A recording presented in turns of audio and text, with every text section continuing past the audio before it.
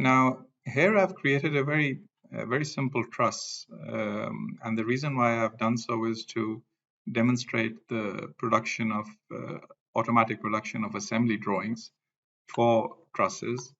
And the reason I'm doing that is because in most commercially available programs, the assembly drawings of trusses are very problematic, and there's a lot of manual intervention and a lot of dimensioning needs to be deleted and redone by whoever is doing the detailing. And what I wanted to demonstrate is how these drawings come out very clean and in a way that you can directly issue them to the shop. And so what I've done is I just created a very simple truss. This is a UPE 200 section looking down. This is the same section looking up, and the diagonals and the verticals are face-to-face angles. And I've entered them in such a way that the gusset plate comes on the outside. And this is a very commonly used configuration. It's very strength-wise, it's also very economical for slightly larger loads. And I've made a few end connections kind of randomly, made the welded gusset connections. I've gone the extra length of creating a modified welded bolted connection over here because this assembly, if I were to say select assembly, we know that this part is actually the assembly and then the remaining will be another assembly. So let me just say show only to that. So this is the assembly actually I'm trying to draw, and this is a realistic example, as most people will know.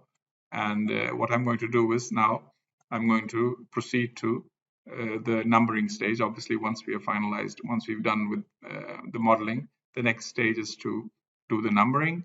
And once the numbering is complete, we proceed to the production of assembly drawings. I've also created the batten plates so that the dimensioning is taken to the maximum level, because the more sub levels of this assembly which exist, the more difficult it is for the algorithms to dimension them correctly.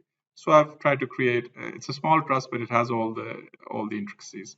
So now let me go to the numberings, go to the drawings and reports menu over here and go to my perform numbering, and I just select perform numbering and I say apply and start numbering.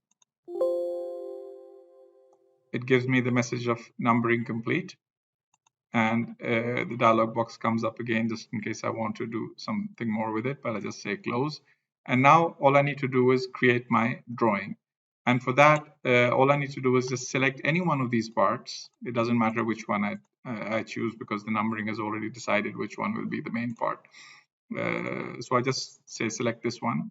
One thing I want to mention is that for trusses or for built-up members like this, what we do is we modify their types to truss top chord, and this one to truss bottom chord, and that allows for better dimensioning in the assembly drawings.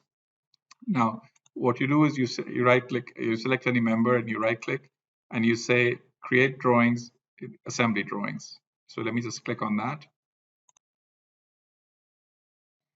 and the assembly drawing has been created. And it will be inside this drawings manager. If I were to double click on this, I can see that this drawing over there is my assembly drawing for the truss. I can see the drawn marks. It's called TR12 over here. So if I were to just double click, and it will open, if I were to double click this link over here, it's going to open up the assembly drawing. So let's do that. So this is what the assembly drawing looks like, completely untouched with any manual cleaning up. Let me zoom in a bit so you can see. So that every member over here, so this diagonal, for example, has been dimensioned within itself. The working points have been dimensioned. The relationship with the gusset has been dimensioned. The batten plates have been shown. Their location has been dimensioned.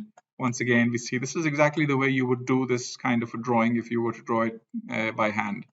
And you know that this is not the kind of dimensioning you would usually get in most programs. This being a general purpose program, this is not a template based program in which the program already knows that this is a truss. You could have basically created any kind of truss you wanted. with manual editing features. And over here, if we were to zoom in, all the single parts have been created. As you can see, they're extremely clean. No manual editing is required. Let's move into the plates. You can see them to be very clean as well. Some of the plates with the bolt holes and all that.